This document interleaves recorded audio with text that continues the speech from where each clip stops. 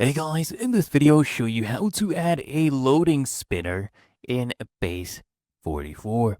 Now all you need to do is just come and launch the app that you want to do this to, and then just come and click on this prompt section here on the left hand panel and just type in a prompt because this is a natural language model. No code is required.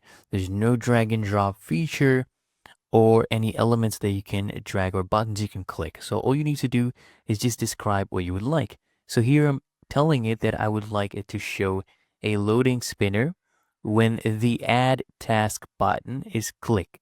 As you can see right here, until the form submission is complete.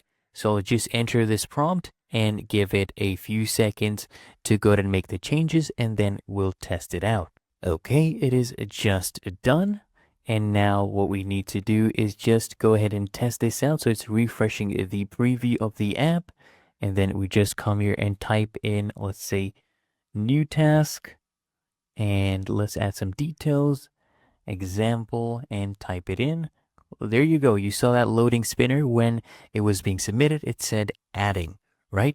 So that is how you can go ahead and add a loading spinner in Base 44.